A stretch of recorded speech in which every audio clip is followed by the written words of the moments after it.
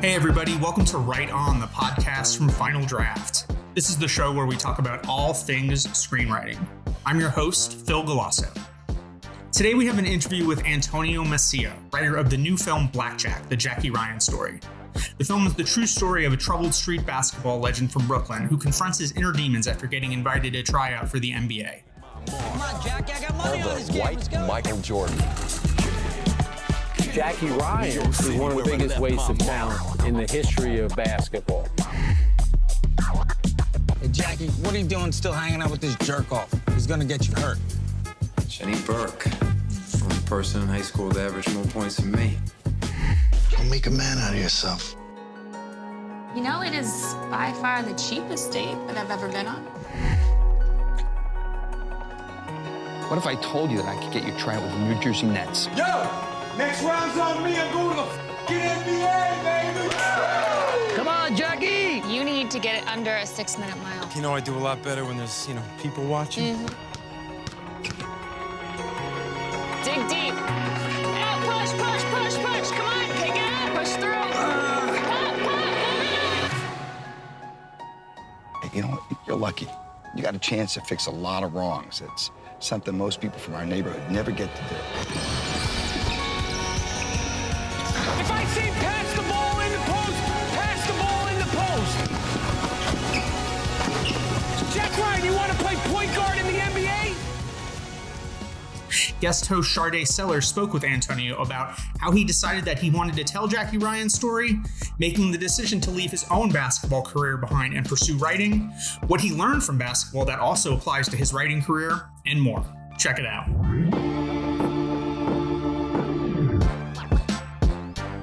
Hi everyone, it's Sharday Sellers here, back for another podcast for Final Draft, and I'm here with screenwriter Antonio Macia. Hi, Antonio. Hey, how you doing? I'm doing really well, and I'm super excited to talk to you today because I got to watch a little bit of Blackjack, the Jack Ryan story. And you wrote that, and I did some research on it because I had no idea that this story even existed, about this white basketball player, street ball player from Brooklyn who was just trying to make it. And the first question that popped into my head was, what made you want to do this story in particular? I'm sure there's tons of street baller stories, but this one in particular caught your eye. Yeah, no, I appreciate the question, and thanks for taking a look at it. No, I met Blackjack a long time ago. So I grew up on the East Coast, played a lot of basketball, played a little bit in high school, a lot of street ball when I lived in New York City. And so I was introduced to Blackjack. I played against Blackjack and had heard about his life story. And what really intrigued me was that the story is about that. It takes place in the world of street ball and basketball, but it's really not about that. It's really about a young man like trying to find his way, trying to deal with, his family dynamics, trying to get out of his own way. And that's what really brought me in, because it's not your typical sports story, at the end where there's a big victory and there's big life change, but it's really about somebody finding their way. And that's what really kind of drew me into the story. And then correct me if I'm wrong, Jackie's still alive, correct? Jackie's still alive. He's still balling. He's still tearing it up, going around the different courts, taking on players to this day. I mean, the guy's a true hoop addict. And I can relate to that. I mean, I'm a basketball junkie. And so for me, it was a dream come true to write a film that takes place in that world. My brothers are 16-year-old AAU players. So our whole family growing up was just traveling to different cities, watching basketball games, and more basketball games. So yeah, every weekend a new place to go. Yeah, no, AAU, street ball, that was my life growing up. I mean, so it was a story that I could easily relate to. So how is it writing a true life story based on someone who's actually still alive? Did you consult with him quite often? Did you let him get a pass, or did you kind of take the liberty to create the movie in the space that you wanted? No, I mean, I was able to work with Jackie quite a bit. I mean, I spent time with him, did extensive interviews talking to him about different periods in his life. And, he definitely read over different drafts and kind of would help navigate certain things. But, he was such a great resource because he was very open and vulnerable, especially kind of like dealing with his low points in his life. And, without giving away too much, I mean, he ultimately does not make it to the NBA. And just opening up about that part of his life and really digging deep. I mean, he was very open. His wife was, very open to the process. And we talked about that because it's not easy. I mean, you're asking somebody to relive trauma, relive some really dark periods in their life and kind of take a step back and look at themselves at who they were at that point. And that was really hard for him. I think it would be hard for any of us to maybe see there was a time in our life when maybe we were selfish and we were, really hurting ourselves and hurting the people that we love. So that was hard. So I hats off to him for trusting me. And I think that's a big part of it as a writer is kind of building that trust and really, helping somebody understand that if we're going to tell a story about redemption, you have to earn it. And that means we really kind of have to go there and earn that redemption. And that's, people like to glide over that, kind of gloss over that part. And he allowed me to go there. So I'll always appreciate that from him. Did you two ever have conversations about your own trajectory and maybe hopes and dreams? And when it came to basketball, was there a moment in your life where you also had to make a decision? Okay, we're not going to be a basketball player, but we are going to do writing. Oh yeah. I mean, I can tell you the moment in my life. It was clear as day. I was playing pickup basketball in college with the team, kind of like preseason. I went to a small liberal arts school in Vermont, Division III, but I would play with the guys. And I just remember just came a certain point in the junior year, we were playing preseason and I didn't get picked to run that day. And it just hit me like a light bulb. And I said, I need to be writing. Like it's over. And I walked out of the gym and it was done. Kind of the dream or just that longing to play, like it was over. And I just realized that this is time that I should be writing. But I remember the day that it was inside the gym there on campus. And I just said, okay, it's over. And so now seeing where you are now and making this movie also about Jackie Ryan, but everything you've accomplished, do you have any regrets of dropping the ball or picking up the pen? No. No, I mean, I knew what I could do well. And I played pickup and I still love the game and it's everything. But, it's interesting. Like, I think I use sports analogies often. And sometimes like when I teach or I'm on set, people kind of think of me as a coach almost. I look like a coach. But I always say this, like as a basketball player, as an athlete, there's only so much you can do. Like you can train, you can work at your game, and then you'll just see somebody come into the gym and they can just jump a little bit higher. They can just do those things and maybe they're 6'7" and you're only 6 feet. And there's just certain things you can't do. For me as a writer, I felt like I was on the other side. I was the guy compared to my friends where writing was a little bit easier for me. And I could do those things. It was like, oh, okay. So this is where I can be a professional writer. I can't be a professional hooper, but I could be a professional writer. And so that's kind of how I took all that energy and put it into writing. A lot of our listeners are transitioning from either professional corporate careers or medical careers into writing. And they're very scared because they have to learn a new trade, essentially, where they're professionals in this other moonlighted world. So what advice do you have for someone who is making a career transition into writing? Oh, well, it's a great question. I appreciate that. So what I would say first, and I looked at this and I always tell this to people is if you treat this like a hobby, it'll always stay a hobby. Mm. You have to treat it like a profession. So just like you went to law school, just like you went to medical school, you put in the time, you respect whatever you were studying whatever your profession is. It's the same with writing. You have to treat it like a profession. You have to wake up every day and you have to put in the work. There's no difference. Obviously, there's no guarantees, but I can guarantee you that if you don't take it seriously, if you don't give it your all, it will not happen because people do. People wake up every day and this is what we do as storytellers. And so you have to treat it the same way.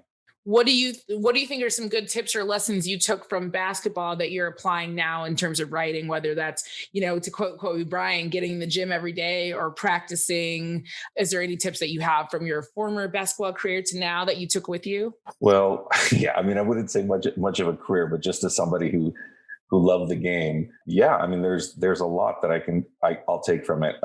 One is just like in basketball, it takes like a team. Like, I don't know if you have to develop relationships. You have to develop, peer groups, and you should want that. You should find people that you can train with or just write with and work with them and grow with them, keep in touch with them. Another thing that I take from basketball and just team sports is learning to be happy for other people. Learning to understand that somebody else's success isn't a shot at you. Understanding that, you're putting in the work, you're working at your craft, and everybody's timeline's different. Everybody's time to shine, everyone's success just comes at different stages. If you become a bitter person, it's just not a good look, because people can feel it. Like, learn to be happy for other people, learn to cheer them on for their successes. I think that's really important. And definitely repetition. I mean, just like an athlete believes it, muscle memory, writing is the same way. I mean, look, there's all types of writers. That we have savants, people that can just not do anything for 7 months, then wake up and write like 20 pages in the middle of the night, and it's brilliant. And you're like, okay, like, there's nothing I can teach you. but for most of us, just working writers, it's something that you have to continuously work at. You have to continuously work at, study other writers, read other great writers, and learn. And just like, I remember in basketball, like, you would watch a player and he would have a move, and you would mimic that move, and you would practice that move until it was part of your repertoire. Just like I think a lot can be applied to writing in that regard. I think you can, I'll read certain writers, I'll just pick up things in their work, and I'm like, oh, I like that move. I like how he writes action descriptions. I like the rhythm, the flow of his writing. I'm going to borrow that. I'm going to add that to my repertoire. So those are some of the things that I could definitely, take from team sports. And lastly, find a coach that believes in you. If you're an athlete, find a mentor. Find people that believe in you. So much about athletes is confidence. It's about finding somebody that believes in you and instills in you that confidence. Find people that believe in you. Find a mentor and ask them to mentor you and develop that relationship. And then as you get older, you mentor other people. I feel like if you're mentoring other people, you'll be a better writer in itself. Yeah, we're taking that Mamba mentality to the page. And with that same mentality, Beyonce, to segue, she watches all of her past performances after they're done, and she kind of does her own notes. Do you ever crack open an old script just to see how far you've come or where you've improved in? Oh, yeah. I mean, I'll definitely crack open old scripts. I do this for a couple of reasons. One, because even though I've improved my craft per se, the one thing that I always take from those early drafts is there was something very beautiful about the intentionality, right? There's something very honest and clear about the intentionality, which sometimes we lose. Sometimes as we become better writers and we kind of structure becomes ingrained in us, and we we start working by these rules that, exist. We can sometimes forget just that pureness, that pure gut thing that comes from our work because we want to say something, and maybe we don't know how to say it yet, but we want to say it. And I think that's important to never forget that. So yeah, sometimes I'll go back and revisit old scripts and say, damn, like, I love what you were trying to say. Let me help you now, my young Padawan, and let me, work with you and maybe how to say it in a smarter way, in a better read. But let's stick to what you were trying to say. So yeah, intentionality, I always go back and read some of that work and love it because it was so pure. And on the subject of intentionality, because I'm a firm believer that before I step onto my page or my computer screen, that I know exactly what the purpose is of my story that I'm writing. Is there ever a time where you're sitting down and you're like, this may not ever see the light of day on a screen, that is, but it's something I just need to get out of my system. I need it to be on a page. Or are you sitting down going, this will eventually be made. I am going to find a source for this. Yeah, I would say I'm kind of the mindset, like when I get an idea and I'm like, this is good. This is good. Like, I know there's a movie here. I will work at it, but there is discovery with everything. Sometimes I'll go into, I thought I knew, I'm rewriting something right now where I thought I knew what the theme was or kind of what I was really trying to say. And then as I've aged a little bit and thought about it more, it's like, wait, no, I think this is what I actually want to say.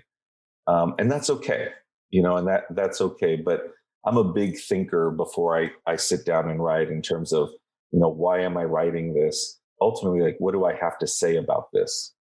I think I'll talk to young writers all the time, and let's say they're writing a movie about World War II. Well, it's like, well, what do you have to say about World War II or violence or war, right? That hasn't been said before, and kind of what's your way in? Because oftentimes people will give out the advice to young writers to write what you know, right? Which I think is a little misleading, because I think a more accurate thing is to write what you emotionally understand. I love that. No, I really do love that.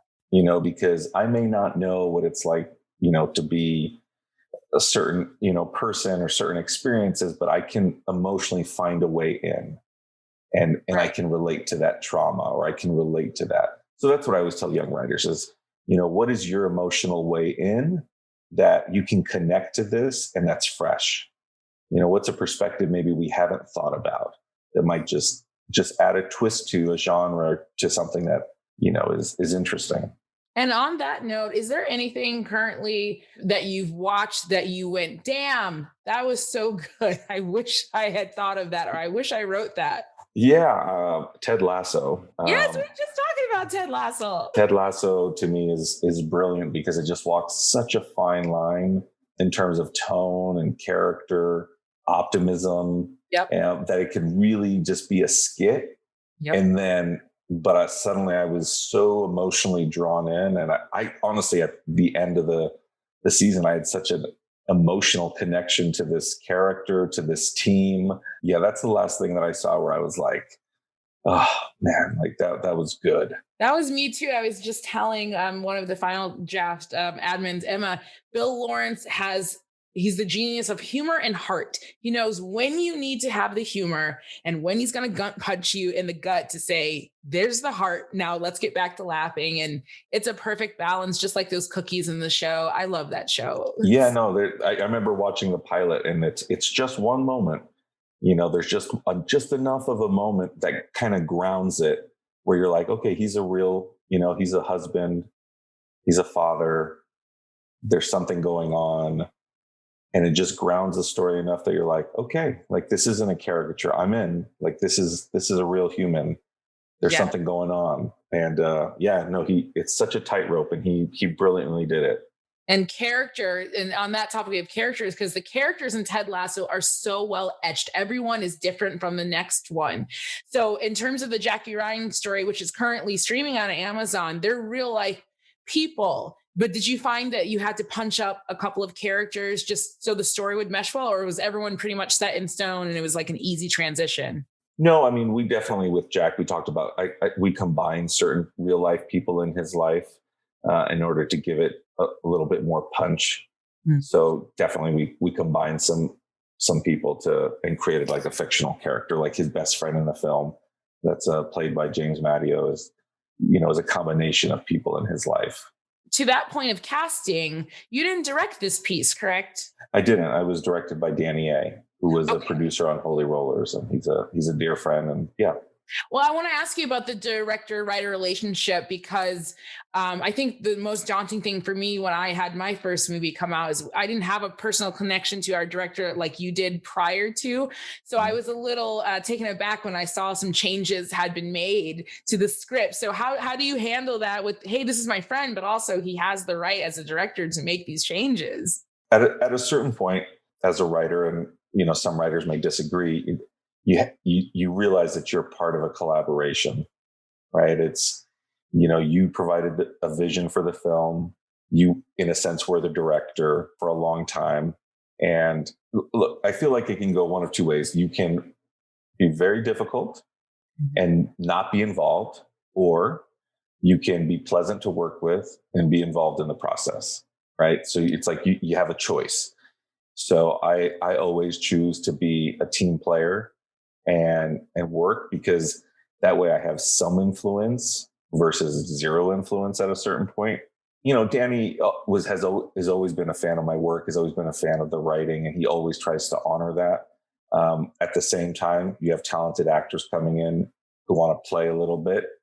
And you, as a writer, you hope you've provided like enough structure and goalposts emotionally that we're on the same page. And then things change, you know, because of budgetary reasons, the reality of filmmaking, and you have to make adjustments. And so I'd rather be there and help with those adjustments than have somebody come in who is just taking a buzzsaw to something instead of somebody who can surgically kind of make adjustments. So, I mean, it's a conversation, you know, with the director, and it's always checking in and making sure, are we making the same movie? You know, do we have the same North Star? And as long as those things stay, then you roll with the punches.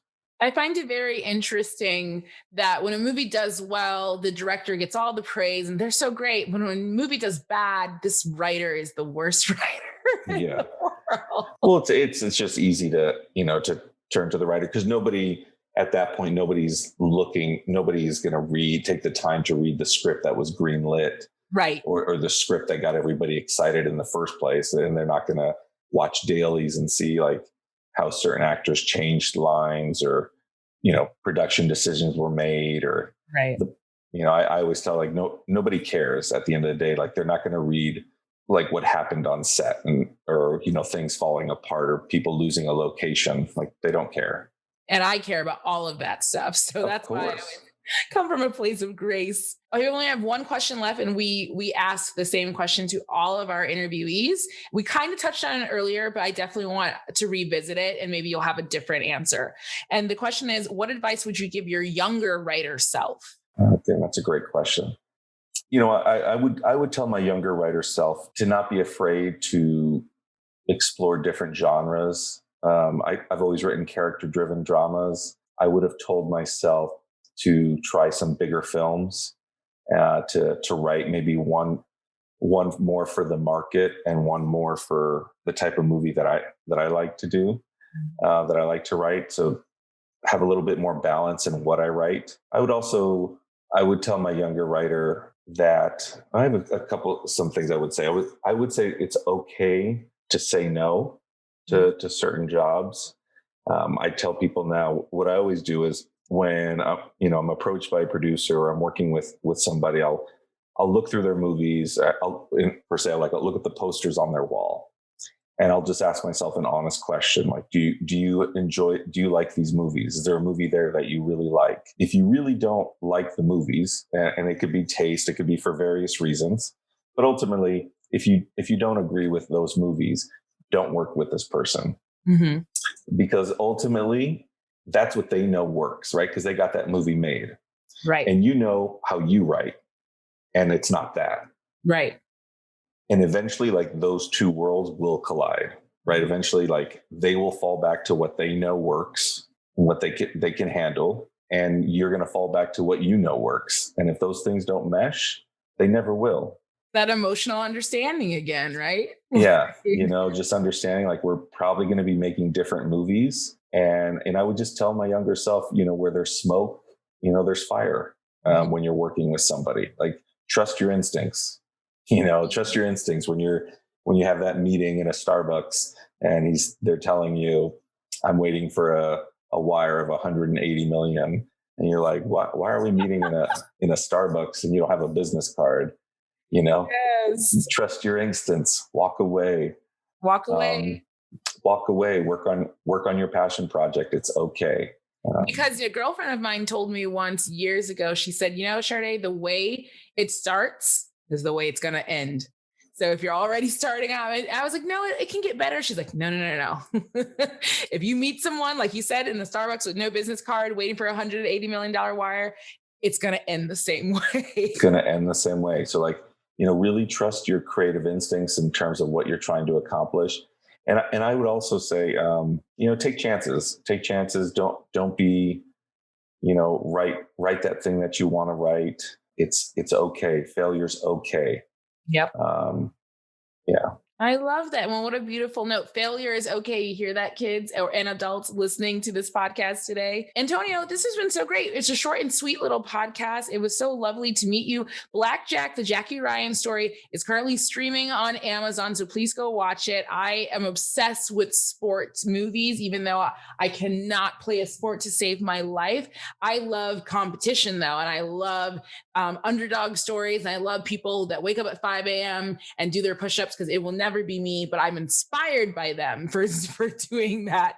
So I'm looking forward to watching the rest of the movie. Antonio, any final parting words you have for us today? No, just thank you so much for allowing me to be part of it and for giving a voice to writers like myself and other independent filmmakers. Really do appreciate it. So thank you. No, well, thank you, sir, for making beautiful art, because that is important in the world. So I'm signing off today with Final Draft, and I will see you guys in the next podcast. Thanks again to Antonio Macia for coming on the show, and to Sharday Sellers, as always, for guest hosting. Black Jack, the Jackie Ryan story, is available on VOD platforms right now. And as always, thanks to you, our listeners. If you liked this episode, leave us a review, and if you haven't already, subscribe on Apple, Spotify, Stitcher, or wherever you get your podcasts. For news about future episodes and more, like us on Facebook, follow us on Twitter at Final Draft Inc. and Instagram at Final Draft Screenwriting.